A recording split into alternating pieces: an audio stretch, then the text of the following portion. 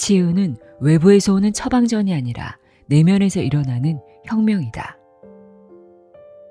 아무리 정교한 수술과 강력한 약물이라도 그것을 받아들이는 신체 시스템이 치유 모드로 전환되어 있지 않다면 그 효능은 반감될 수밖에 없다. 치유는 특정 약물이나 수술의 산물이 아니라 내 몸을 대하는 태도, 나아가 내가 나를 대하는 태도에서 비롯된다. 오직 당신만이 당신의 건강을 되돌리는 결정적인 스위치를 켤 수 있다.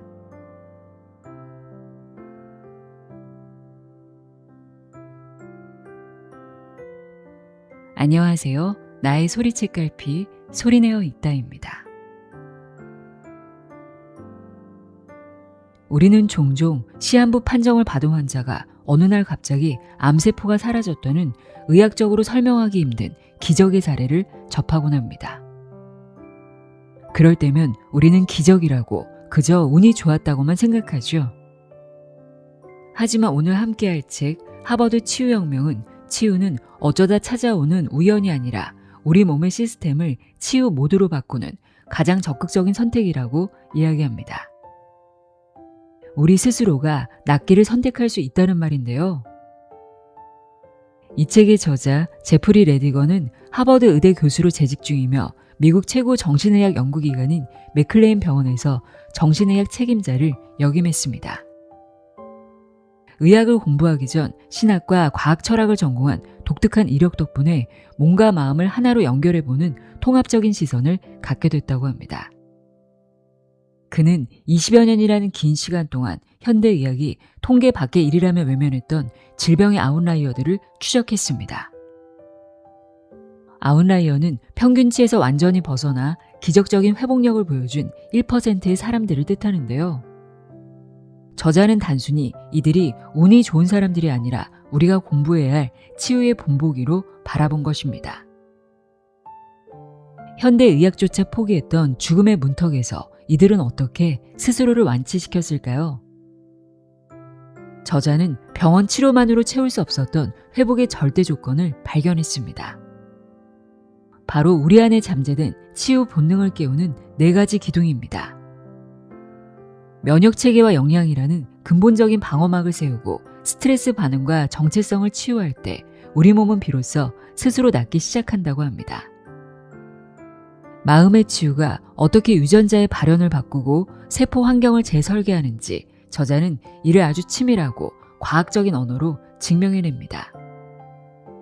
온몸에 암세포가 퍼졌음에도 삶을 선택해 기적을 상식으로 만든 사람들, 그 비밀은 병원 대기실이 아닌 바로 나를 대하는 태도에 있었습니다.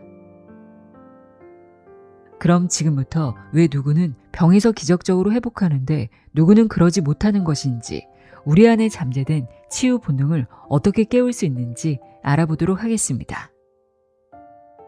500페이지에 달하는 꽤 두꺼운 책인데요. 제가 인상적으로 읽었던 부분들만 줄여서 전해드리도록 하겠습니다. 하버드 치유혁명 내용의 일부를 읽어드립니다. 들어보세요. 세상의 모든 지혜를 읽어드리는 소리내어 있다. 구독과 좋아요, 공유는 큰 힘이 됩니다. 들어가며 사형 선고를 비껴간 사람들, 완치의 블랙박스를 열다. 2008년 클레어 해서의 앞길은 평탄해 보였다. 세상을 살아가는 데 익숙해진 63세의 클레어는 인생의 크고 작은 굴곡을 무리 없이 넘기며 평온히 보냈다. 그녀가 그려둔 인생의 지도는 한치의 오차도 없이 펼쳐지는 중이었다. 남편과 함께 은퇴하기까지 몇 년 남지 않았고 자녀들은 성장해 각자의 삶을 잘 살아갔으며 손주들 또한 건강하게 자라고 있었다. 부부는 오리건주 포틀랜드에 살았다. 두 사람은 포틀랜드를 무척 좋아했지만 은퇴 후에는 하와이로 이주하는 것이 오랜 꿈이었다. 그 꿈을 위해 오랫동안 준비하고 저축해왔다. 하지만 오랜 꿈이 마침내 현실로 다가오던 순간 평온했던 삶은 곧 중심을 잃고 흔들리기 시작했다. 시작은 불길하면서도 모호한 증상들이었다. 갈수록 잦아지는 구역질과 복부를 사정없이 훑고 지나가는 예리한 통증에 클레어는 결국 병원을 찾았다.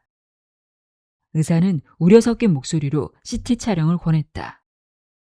클레어는 CT 기계에 차가운 검사대 위에 누워 팔을 머리 위로 올린 채 평소처럼 숨을 고르며 강력한 자기장이 아무것도 찾아내지 못하기만을 간절히 바랐다. 하지만 스캔 결과는 바람과 달랐다. 췌장에서 지름 2cm가량의 종양이 발견된 것이다. 조직검사는 그녀의 마지막 희망마저 무참히 짓밟았다. 종양은 악성, 즉 암이었다. 클레어는 췌장선암을 진단받았다. 췌장암 중에서도 진행이 매우 가혹하고 치료가 불가능하기로 악명 높은 암이다. 현대사회에서 암은 공포의 대상이다. 수많은 질병 중에서도 유독 파괴와 죽음을 연상시키는 현대판 공포의 대명사나 다름없다. 하지만 사실 모든 암은 완치 가능성이나 관해에 이를 확률이 제각각이다. 관해는 질병의 증상이 사라지거나 현저히 감소한 상태를 뜻한다. 어떤 암은 치명적이지 않아서 암 때문에 죽는 게 아니라 암을 품은 채 살아가기도 한다. 그런 암은 몸 안에서 수년간 숨죽여 지내다가 다른 원인으로 생을 마감할 때까지 아무런 문제도 일으키지 않는다. 또 다른 암은 서서히 그러나 꾸준히 자란다. 수년간 커졌다 작아지기를 반복하는 암도 덜어 있다. 그대로 두면 치명적이지만 수술이나 항암 치료, 방사선 치료로 차도를 보이는 암도 많다. 스스로 사라지는 암도 있고 반대로 치료에 전혀 반응하지 않아 증상을 늦추는 완화 치료에 매달려야 하는 암도 있다. 그리고 이들 사이 어딘가에 속하며 중증도가 다양한 암이 셀 수 없이 많다. 클레어가 진단받은 췌간선암은 췌장암 중에서도 치명적이라 일컫는 암이다. 진행 속도가 매우 빠르며 사망에 이르는 과정도 혹독하다. 미국에서 매년 약 4만 5천 명, 유럽에서는 그 2배가량이 이 암으로 진단받는데 대부분 1년 안에 사망한다. 남녀 모두의 암 사망 원인 중 4위를 차지하고 있으며 곧 3위로 올라설 전망이다. 췌간선암 진단은 사실상 사형 선고다. 이제 문제는 죽음 그 자체가 아니라 그 시기가 언제냐 하는 것뿐이다. 암은 조용하면서도 은밀하게 진행된다. 초기에는 증상이 없다가 첫 증상이 나타날 무렵이면 이미 손쓰기 힘든 지경에 다다른다. 대표적인 초기 신호는 식욕 부진, 체중 감소, 허리 통증, 피부와 눈이 희미하게 누래지는 가벼운 황달이다. 이 시점에는 암이 이미 몸 다른 부위로 전이된 경우가 많다. 치료로 생명을 연장할 수는 있지만 살릴 수는 없다. 췌장암 환자의 96%가 5년 안에 사망하며 대부분은 그보다 훨씬 빨리 숨진다. 치료를 받더라도 평균 생존 기간은 진단 후 3에서 6개월이다. 그 기준으로 보면 클레어는 운이 좋은 편이었다. 의사가 여생을 1년으로 예상했기 때문이다. 클레어가 그려왔던 미래, 정원과 하와이, 남편과 보내는 조용한 노후는 하룻밤 사이 사라졌다. 암이라는 허리케인이 모조리 휩쓸어가고 남은 건 폐허뿐이었다. 클레어는 진단 후 외과 의사를 만나기까지 2주를 기다려야 했다. 가족과 친구들은 그 소식을 듣고 경악했다. 췌장암을 진단받고도 2주나 기다려야 한다니. 최대한 빨리 암덩어리를 도려내야 하는 것 아닌가? 암세포가 몸속에서 점점 악화되고 전이 될지도 모르는 상황인데 어떻게 몇 주를 그냥 버틴단 말인가? 하지만 정작 클레어는 그 공복기가 반가웠다. 그녀에게는 무너진 마음을 추스를 시간이 필요했다. 말기암 진단을 받은 순간 모든 것이 기이한 꿈처럼 느껴졌다.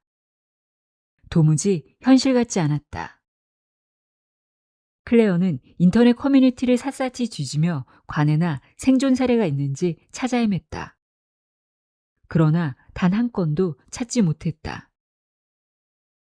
그나마 살아남을 수 있는 유일한 방법은 휘플 수술이라 불리는 외과적 시술뿐이었다. 췌장의 일부와 담낭, 소장의 일부, 그리고 때에 따라 위장과 비장의 일부까지 절제하는 대규모 수술이었다. 부작용과 합병증도 상당했다. 잠을 이룰 수 없던 클레어는 2주 외과의와의 면담 때 질문할 내용을 밤새 적어 내려갔다.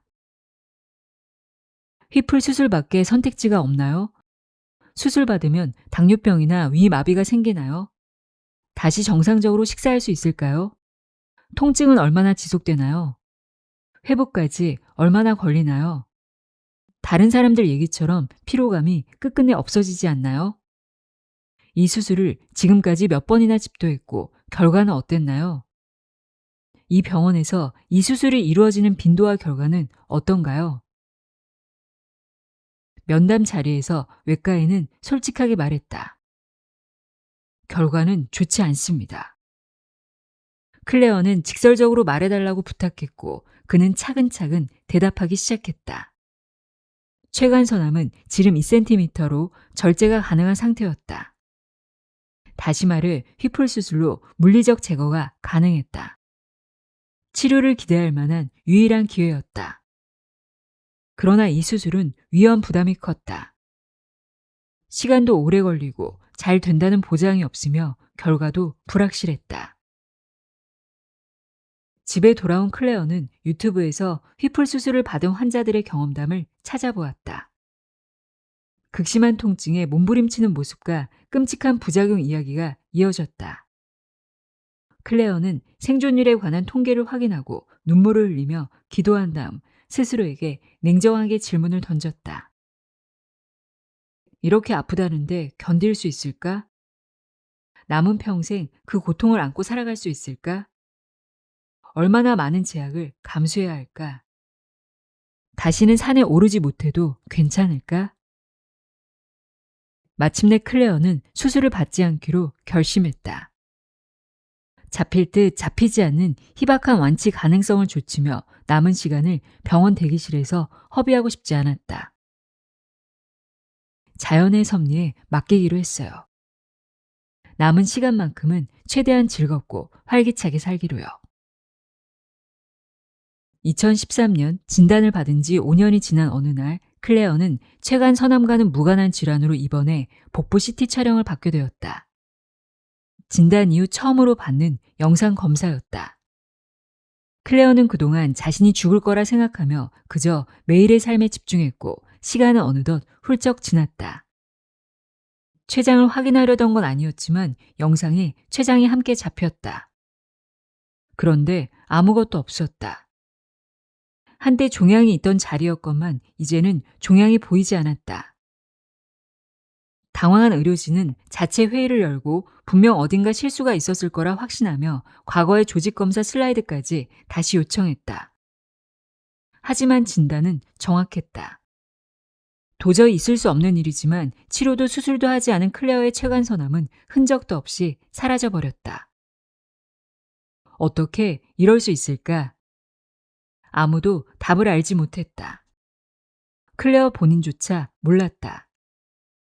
의료진이 확실히 말할 수 있는 건 클레어가 수술도 항암 치료도 방사선 치료도 받지 않았다는 것뿐이었다.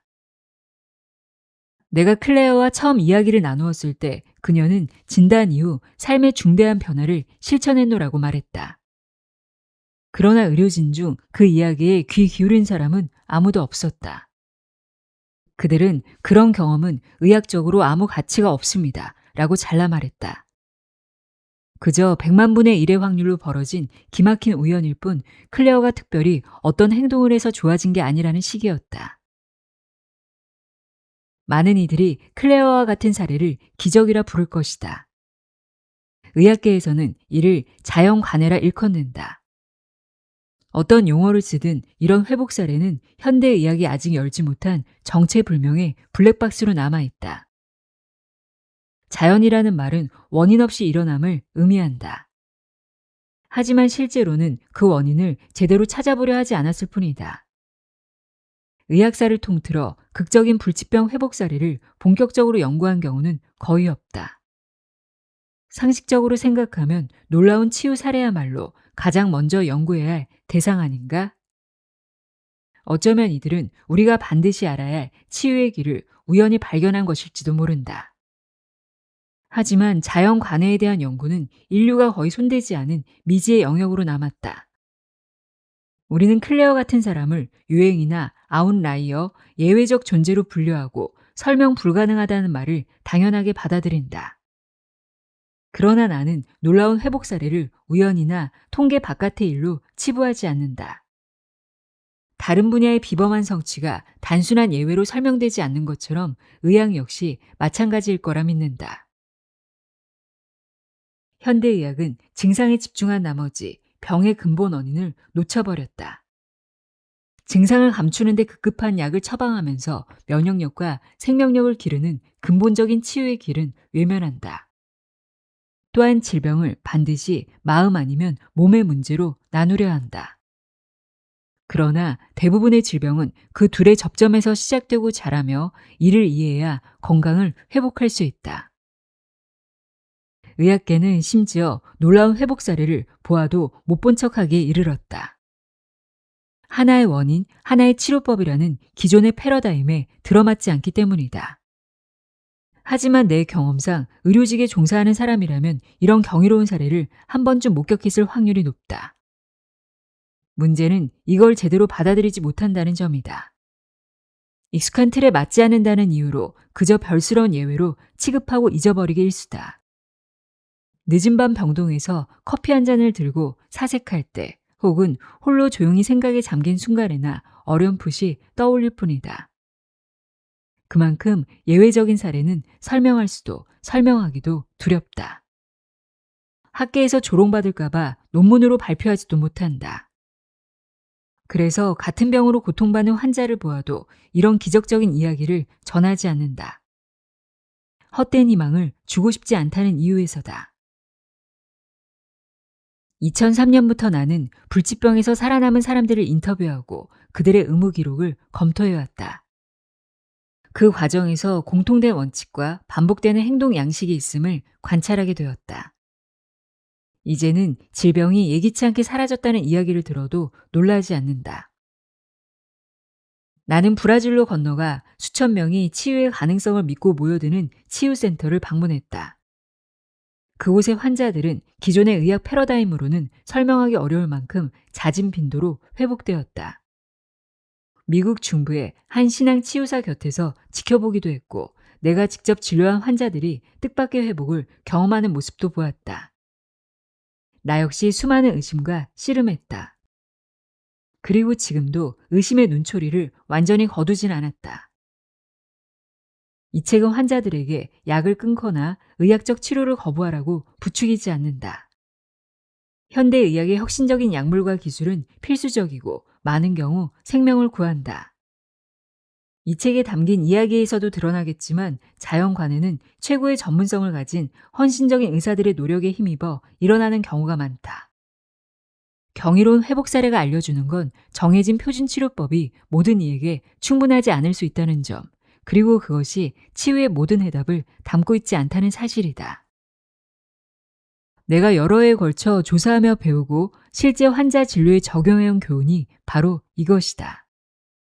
우리는 증상을 누그러뜨리는 장기적인 약물 치료를 넘어서 질병의 근원지로 더 깊이 들어가야 한다. 단기적인 증상 완화는 중요하고 꼭 필요한 일이다. 하지만 장기적으로는 병의 근본 원인을 치료해야 한다. 그리고 병의 원인은 종종 눈에 보이지 않는 곳에 숨어 있다. 자연 치유는 바로 그 숨은 근원지까지 파고들어 관찰한다. 우리는 이 사례들을 철저히 연구하고 가능한 한 모든 교훈을 끌어내야 할 책임이 있다.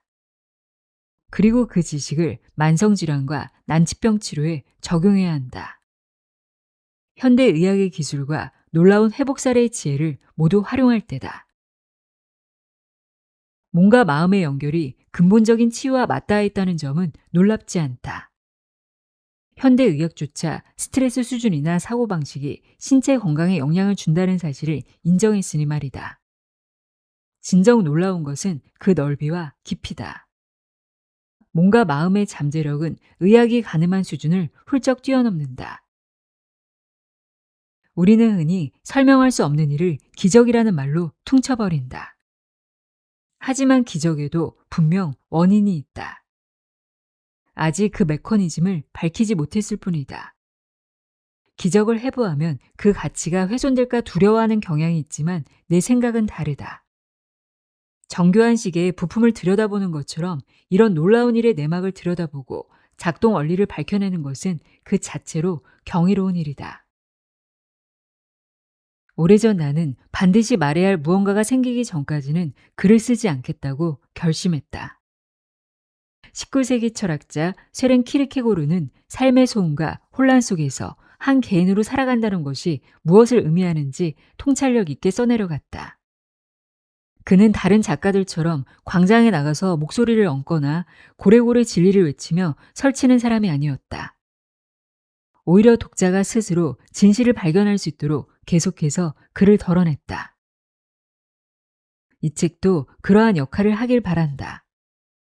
내가 목소리를 내는 이유는 이 이야기들이 반드시 지금 논의되어야 한다고 믿기 때문이다. 경이로운 치유 사례는 생명력 있고 건강하며 때로는 기적적인 삶이 어떻게 가능한지를 보여준다. 사실 우리 모두 이를 알고 있다. 그동안 까맣게 잊었을 뿐이다. 우리 안팎의 소음과 수많은 참견을 걷어내고 더 본질적이고 날것의 진실을 대면하면 다시금 깨달을 수 있다. 이제 마음속에 깊이 침잠해 있으나 결코 꺼지지 않는 진리의 불꽃을 다시 되살릴 때다. 자연 치유의 토대. 클레어를 기억하는가? 췌간선암 진단을 받은 그녀는 외과의가 권한 휘플 수술을 거절하고 병원 문을 나서면서 앞으로 무엇을 할지 명확히 깨달았다. 클레어는 집으로 돌아와 조용히 죽음을 준비하기 시작했다. 클레어에게 죽음을 준비한다는 건 두려움을 직면하고 삶의 마지막을 받아들이는 일이었다. 가족과 친구들에게 손을 내밀고 지지해줄 사람들로 곁을 채우며 관계를 더 단단하게 다지는 일이기도 했다. 그동안 살면서 원망했던 사람들을 용서하려 애썼고 미움을 내려놓았다. 남은 시간 동안 누군가를 원망하며 보내고 싶지는 않았다. 스트레스와 불안도 마찬가지였다. 부정적 감정에 휩싸여 삶을 허비하고 싶지 않았기에 스트레스에 예전과 달리 반응하려고 노력했다. 세상을 바꾸거나 걱정을 싹 없앨 수는 없다. 그러나 거기에 대처하는 방식은 누구나 충분히 바꿀 수 있다. 남은 시간이 얼마나 될지 알 수 없었던 진단 초기, 그녀는 오리건 해변에 집을 빌리고 절친한 친구들을 초대해 함께 시간을 보냈다. 오랜 세월 알고 지낸 친구들은 클레어에게 줄 카드를 만들고 마음을 담은 메시지를 쓴 다음 줄지어 서서 클레어에게 건넸다. 그녀 인생에서 가장 감동적인 순간이었다. 그렇다고 매 순간 진지했던 건 아니었어요. 클레어는 이렇게 덧붙였다. 정말 많이 웃었거든요. 컵케이크를 장식했는데 아주 에로틱하게 꾸몄던 기억도 나요. 사흘 내내 배꼽 잡고 깔깔댔죠. 포틀랜드로 돌아온 클레어는 친구들의 사랑과 지지가 흔들리지 않도록 지탱해주는 버팀목이 되었다고 회상한다. 한동안은 상태가 점점 악화되었다. 피로, 통증, 복부 불편감이 심해졌다. 그러다 증상이 멈춘 듯 하더니 어느 날 문득 조금씩 나아지고 있다는 게 느껴졌다. 처음엔 잠깐 소강 상태에 이른 거라 생각했다. 허리케인 한가운데 고요한 태풍의 눈처럼 말이다. 하지만 몸은 점점 나아지기만 했다. 물론 예전의 모습으로 돌아온 건 아니었다. 암은 마치 불길처럼 엄습했고 그걸 피할 순 없었다. 그러나 불이 지난 곳마다 완전히 녹아 새롭게 빚어지는 느낌이었다. 클레어는 스스로 완전히 바뀌었다고 느꼈다. 자신이 누구이고 이 세상에서 무엇을 하고 있는지에 대한 인식이 전혀 달라졌다. 그럼에도 클레어는 병원에 가서 확인하지 않았다. 지금 무슨 일이 벌어졌는지 알기 위해 창문 하나 없는 대기실로 돌아가고 싶지 않았다. 왜 아직 죽지 않느냐고 따져 물어봤자 무슨 소용이 있겠는가? 어떤 이유에서인지 그녀는 여분의 시간을 선물처럼 받았다. 그 시간 동안 그녀는 건강했고 점점 더 좋아졌다. 그래서 주어진 인생을 그저 즐겼다. 그러던 어느 날 전혀 다른 목적으로 진행된 검진에서 그녀의 췌장이 깨끗해졌다는 소견이 나왔다. 종양은 전혀 보이지 않았다. 의료진만큼이나 본인도 놀랐다. 나는 이 신비로운 사건에 대해 처음 인터뷰했을 때 토양의 중요성을 두고 벌어졌던 오랜 논쟁이 떠올랐다. 클레어는 자신의 놀라운 회복이 무엇 덕분인지 설명하지 못했다. 다만 외과 일을 뒤로하고 병원을 나선 순간부터 다시 병원을 찾기까지의 5년 사이에 암이 사라졌다는 사실만은 분명했다. 클레어가 선택한 변화는 스스로를 치유하기 위한 것이 아니었다. 죽음을 받아들인 그녀는 최관선암이 결국 생을 앗아갈 거라고 믿었다. 클레어는 남은 시간을 좀 더 충실하게 진정성 있게 살기 위해 노력했을 뿐이다. 하지만 어쩌면 식단, 생활 방식, 감정과 영적 차원에서 일어난 모든 변화가 척박했던 몸의 토양을 비옥한 퇴비로 바꿔 놓았는지도 모른다. 우리가 몸에 넣는 모든 것이 몸의 토양에 영향을 준다. 심지어 우리가 자신과 세상에 대해 품는 생각, 감정, 신념이 면역 체계라는 토양에 영향을 미친다. NK세포 같은 면역세포의 역량은 음식, 운동, 생활습관뿐 아니라 스트레스 관리, 관계, 과거의 트라우마, 자아인식과 믿음과도 밀접하게 관련되어 있다. 파스테르의 사위가 쓴 전기에 따르면 세균 이론의 아버지였던 파스테르조차 생의 마지막 순간에 생각을 바꿨다고 한다. 뇌졸중 후유증으로 죽음을 앞둔 그는 자신의 삶과 업적을 되돌아보며 이렇게 말했다. 베르나르가 옳았어. 병원균은 아무것도 아니야. 토양이 전부지.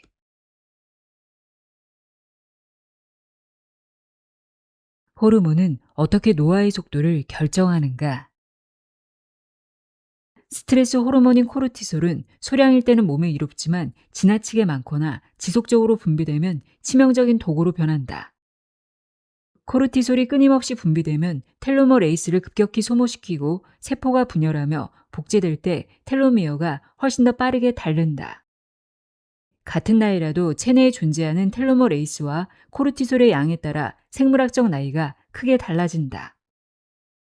우리가 얼마나 빨리 늙고 얼마나 빠르게 병에 걸리는지는 스트레스 수준과 깊은 연관성이 있다. 이 발견은 하버트 벤슨과 같은 선구자들이 수년간 주장해온 내용을 결정적으로 증명해냈다. 만성 스트레스가 노화와 질병의 전조이며 부교감 신경계로 전환할 수 있는 능력이 곧 생사를 가른다는 것이다. 알렉산더 플레밍은 이렇게 말했다. 나는 페니실린을 발명하지 않았습니다. 그건 자연이 만든 거예요. 그걸 우연히 발견한 게 나였을 뿐이죠. 블랙번의 연구실에서 벌어진 일은 페니실린처럼 완전한 우연은 아니었지만 그녀 역시 예상치 못한 발견을 했다. 이전까지 보이지 않던 효소 텔로머레이스를 찾아낸 것이다. 이는 세포 수준에서 질병을 억제할 열쇠였다. 그러나 우리는 이 놀라운 자연의 선물을 보존하기보다 무심코 흘려보내며 소모해왔다. 블랙번의 발견에서 얻은 교훈을 의학적으로 실천한다면 언젠가 페니실린이 구한 수많은 생명만큼 많은 사람을 살릴지도 모른다. 불멸을 추구하거나 수명을 극적으로 늘려 영생하자는 이야기가 아니다. 블랙번이 말하듯 건강 수명을 연장하자는 것이다. 블랙번은 인간의 삶을 두 시기로 나눈다. 활기차고 생기 넘치며 에너지가 충만한 건강 수명, 그리고 병으로 쇠약해지고 죽음을 향해 가는 질병 수명이 그것이다. 블랙번은 만성 스트레스를 줄이고 코르티솔을 낮춰 텔로머레이스의 균형을 유지하면 건강 수명을 크게 늘리고 생물학적으로 더 젊으며 질병에도 강한 몸을 유지할 수 있다고 한다. 이쯤에서 아마 이렇게 걱정할지 모른다.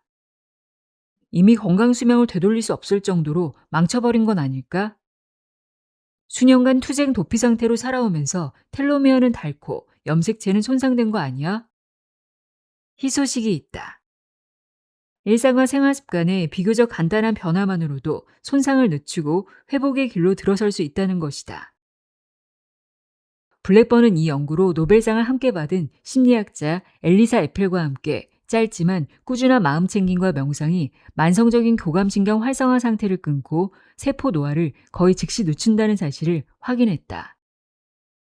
텔로머 레이스가 재생되기 시작했고 세포는 더 건강해졌으며 몸도 서서히 회복됐다. 수십 년 전 초월 명상이 이완 반응을 일으킨다고 주장한 벤스는 스트레스 완화가 건강에 막대한 영향을 미친다는 것을 이미 알고 있었다. 이제는 그 근거가 명확해졌다. 블랙번과 에펠에 따르면 일상의 이완 반응을 포함하거나 규칙적인 운동, 기타 스트레스 완화 활동을 몇 주만 지속해도 텔로미어가 개선됐다. 말 그대로 최소한의 노력만으로 가능한 변화다. 자연치유 사례는 그것을 넘어 더 큰 변화를 선택했을 때 나타나는 결과일 것이다. 자연치유를 경험한 사람들은 대개 삶의 방향을 크게 바꾸는 결정을 내린다. 이런 변화 덕분에 스트레스가 눈에 띄게 줄고 예상치 못한 완화가 나타난다. 이는 매우 공통적인 경험이다. 말기암 진단을 받고 공격적인 치료 대신 사랑하는 이들과 시간을 보내기로 한 클레어. 바쁜 직장 생활이 자가면역 질환을 악화시킨다는 사실을 깨닫고 요가와 롤핑, 아이들과의 시간을 중심으로 새로운 일과를 짠 주니퍼. 상처뿐인 가족관계를 놓고 불안감에서 해방된 젠까지 모두 그랬다.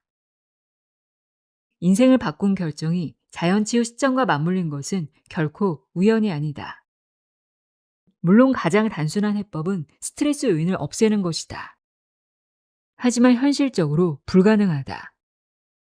누구나 카드값을 내고 출퇴근을 감당하며 일상의 여러 문제를 해결해야 한다. 심지어 어떤 스트레스는 애정에서 비롯된다. 힘들지만 보람 있는 직업, 생각만 해도 신경이 곤두서지만 사랑으로 돌보는 어린 자녀나 노부모가 대표적인 예다. 소중히 여기는 것들이 스트레스 요인일 때는 어떻게 해야 할까? 삶을 지탱해주는 건강한 스트레스가 무엇인지는 어떻게 구분할 수 있을까? 뇌는 당신이 믿는 대로 구성된다. 명상은 모든 사람에게 맞는 방법은 아니다. 실제로 꾸준히 실천하는 사람도 매일 진득하게 앉아 의식적으로 명상하는데 어려움을 겪는다. 나 역시 그랬다. 명상과 이완 반응은 관심이 가는 이들에게는 훌륭한 첫걸음이 될 수 있다. 그러나 진정한 치유는 단순한 이완 그 이상이다. 부교감신경과 교감신경은 자율신경계의 일부로 의식적인 조절이 불가능하다. 따라서 단순히 마음먹는 걸로는 부교감신경 상태로 진입할 수 없다. 그렇다면 어떻게 기혈을 전환해 치유 모드로 들어가고 또 그 안에 머물 수 있을까? 인생의 핸들을 잡다. 스트레스를 조절하거나 스트레스에 대한 인식을 바꾸면 부교감신경 모드로 전환할 수 있다. 하지만 전환 후에도 쭉 유지하려면 연료가 필요하다. 연료가 바닥나면 치유 모드에 머물지 못한다. 이 연료는 다름 아닌 사랑과 관계다. 어이없을 수 있다. 처음엔 나도 그랬다. 너무 단순한 진리라 믿기 어려웠다. 그러나 수년 동안 다양한 연구가 꾸준히 이 결론에 힘을 실어주었다. 자신과 타인을 향한 사랑과 사람들과의 유대감이 몸을 더 건강하게 만들어준다. 반대로 사랑과 관계가 결여되면 면역체계에 문제가 생긴다. 여기서 말하는 관계는 꼭 깊은 유대감만을 뜻하지는 않는다. 만나는 모든 사람과 사랑에 빠질 필요는 없다. 일상의 짧은 순간 아주 사소한 미세 연결 또한 강력한 사랑의 불꽃처럼 작용해 부교감 신경계를 활성화하고 오래 유지한다. 다정함이 면역계에 보내는 치유 신호. 사랑을 느낄 때 우리 뇌는 다양한 호르몬과 화학 물질을 혼합한 일종의 칵테일을 분비한다. 이 칵테일에 어떤 호르몬이 얼마나 들어있는지는 사랑의 형태에 따라 다르다. 끌림, 낭만적인 사랑, 우정, 사회적 유대감 등 각기 다른 유형의 사랑은 고유한 혼합물을 만들어낸다. 대부분 도파민, 테스토스테론, 에스트로겐, 바소프레신, 그리고 가장 중요한 옥시토신을 포함한 조합이다. 옥시토신은 모유수유하는 산모에게서 처음 발견된 호르몬으로 흔히 사랑의 호르몬이라 부른다. 이 호르몬은 관계, 매력, 사랑, 유대를 만들어내고 강화하는 데 관여할 뿐 아니라 이와 같은 감정에 의해 활성화되기도 한다. 옥시토신은 건강에도 긍정적인 영향을 미친다. 스트레스 호르몬과 싸워 투쟁 도피 반응을 상쇄하는 항스트레스 작용을 하고 항염 작용도 있으며 부교감 신경계를 활성화한다. 사랑의 묘약을 방출하는 곳은 어디일까? 바로 미주신경이다. 미주신경은 심박수를 포함해 수십 가지 중요한 생리작용을 조절한다. 미주는 라틴어로 방랑자라는 뜻인데 이름처럼 우리 몸 곳곳을 방랑하듯 지나간다.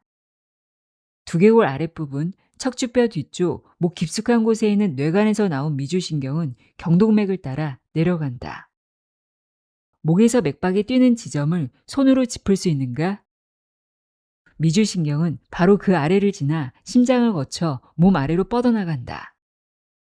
마음과 몸이 정말로 연결되어 있는지 의심스럽다면 미주신경을 증거로 들겠다. 뇌와 장을 직접 잇는 굵은 전선처럼 생긴 미주신경은 실제로 그 둘을 빠르게 연결시키는 통로 역할을 한다.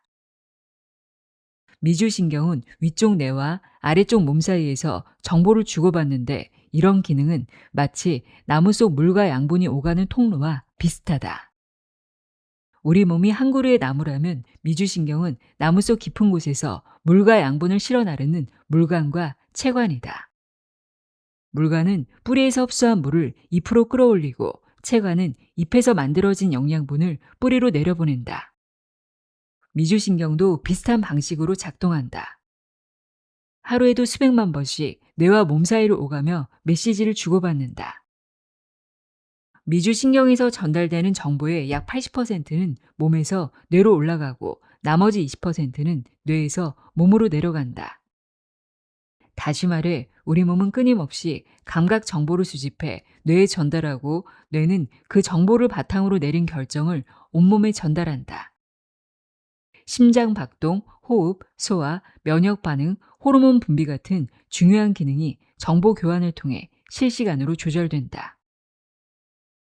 우리가 애간장이 탄다, 가슴이 아프다, 심장이 간질간질하다 같은 신체적 표현을 자주 쓰는 것도 다 이유가 있다.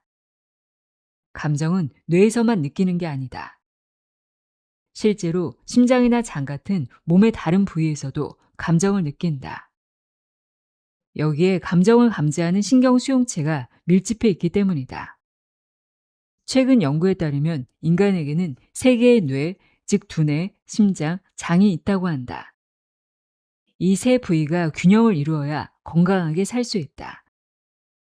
미주신경은 이 세 개의 뇌를 연결하는 다리이고 감정은 미주신경을 따라 위아래로 오간다. 어떤 생각과 감정을 느끼자마자 곧바로 몸 전체에 영향이 미치는 것이다. 복부까지 내려가는 깊은 호흡을 하면 미주신경이 자극된다. 심지어 한 번의 깊은 날숨만으로도 잠시 미주신경이 활성화될 수 있다. 마치 손가락으로 기타줄을 한 번 스치기만 해도 깊은 울림이 퍼지는 것처럼 말이다. 사랑이나 정서적 유대감은 미주신경을 따라 선율처럼 감각을 자극한다. 몸속 코르티솔 수치는 점점 낮아지고 텔로머레이스의 농도도 균형 잡힌 수준으로 회복된다. 계속해서 음악을 연주하듯 미주신경을 자극하고 부교감 신경 상태를 유지할 수 있다면 건강이 눈에 띄게 회복될 것이다. 다양한 병의 공통 원인이 염증이라는 사실은 이미 잘 알려져 있다. 하지만 신경외과 의사이자 면역학자, 발명가로도 명성이 높은 케빈 트레이시는 젊은 여성 환자가 폐혈증으로 사망한 뒤 중요한 사실을 발견했다. 미주신경은 만성염증의 악영향을 상쇄하거나 반전하는 방향으로 작동하는 일종의 염증 반사 역할을 한다는 것이다. 활성화된 미주신경은 체내 염증을 감지해 그 정보를 뇌와 중추신경계로 전달한다. 그러면 반사적으로 작동한 면역체계가 염증을 억제하고 장기 손상을 예방한다. 현재 미주신경 자극이 관절염, 대장염, 간질, 우렬성 신부전, 폐혈증, 크론병, 두통, 이명, 우울증, 당뇨병, 그리고 기타 자가면역 질환을 포함한 다양한 염증성 질환을 예방하거나 치유할 수 있는지에 대한 연구가 진행 중이다.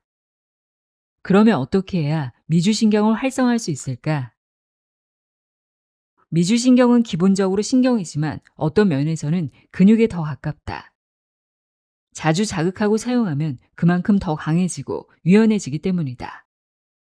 심호흡하거나 누군가와 깊이 교감하는 일상적인 순간이 미주신경을 자극하는데 도움이 된다. 마치 아령을 들고 이두박근을 단련하는 것과 같다.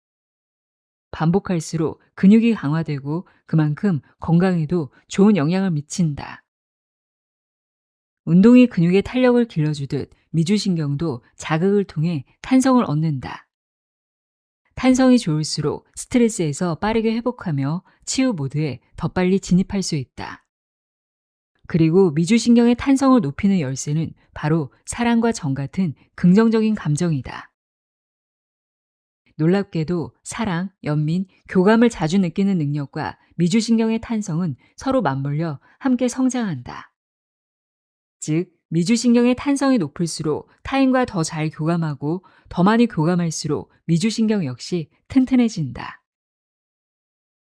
우리가 지금 살아있는 이유는 수많은 조상이 투쟁 도피 반응에 적응해 생존하고 번식했기 때문이다. 그러나 현대에는 이 반응이 오히려 건강에 악영향을 미친다.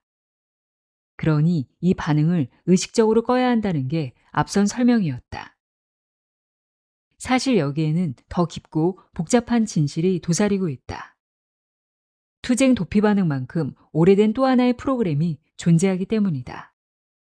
바로 부교감 신경 모드로 되돌리는 생존 메커니즘이다. 우리는 스트레스 반응에 익숙한 조상의 후손이다. 그러나 동시에 거기서 벗어날 줄 아는 사람들의 후손이기도 하다. 몸의 지도를 바꾸는 마음의 지혜. 미주신경을 들여다보는 창은 심박 변이도라는 생체 지표다. 심박 변이도는 분당 심장 박동수만 보는 단순한 심박수나 혈압과는 다르다. 박동과 박동 사이의 간격이 어떻게 변하는지를 측정해 심장이 자극에 얼마나 유연하게 반응하는지 가늠한다. 심장은 늘 같은 속도로 뛰지 않는다. 활동량과 감정, 환경에 따라 박동 속도가 달라져야 한다. 심박 변이도가 높다는 건 좋은 신호다. 몸이 상황에 맞춰 심박수를 조절하는 능력이 뛰어나고 스트레스에 잘 대처한다는 뜻이다. 반대로 심박 변이도가 낮으면 시스템이 경직되어 반응성이 떨어진 상태다. 만성 스트레스 호르몬 과다, 염증으로 인한 동맥경화 등 여러 가지 원인이 있다. 중요한 건 낮은 심박 변이도가 불안과 우울, 혈관 질환 및 조기 사망 위험 증가와 연관이 있다는 사실이다. 심박 변이도는 미주신경 탄성의 탁월한 지표다. 심박 변이도가 높을수록 미주신경이 잘 작동하며 부교감 신경계가 활성화된다. 즉 심박 변이도는 전반적인 건강과 미주신경 건강을 동시에 가늠하는 중요한 지표다. 예전에는 심박 변이도를 확인하려면 병원에 가서 심전도 장비를 연결하고 전문 분석을 받아야 했다. 요즘은 비교적 저렴한 기기와 무료 앱이 등장해 손쉽게 확인할 수 있다. 기기마다 정밀도의 차이가 있을 수 있지만 지금의 흐름으로는 심박 변이도를 파악하고 이를 건강과 치유의 지표로 활용하기가 더욱 쉬워질 전망이다. 심박수 측정기나 앱이 잘 맞지 않더라도 걱정할 필요는 없다. 몸의 신호를 기민하게 알아차리고 염증을 낮추며 부교감 신경 상태로 전환하는 연습이 심박 변이도를 높이고 미주신경 탄성을 높일 것이다.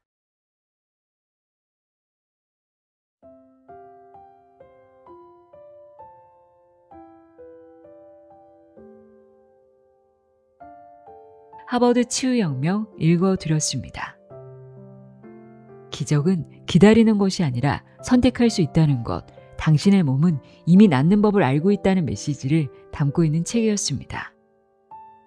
믿음이 현실을 만듭니다. 내 안의 치유 본능을 믿어보세요. 오늘도 함께해 주셔서 고맙습니다.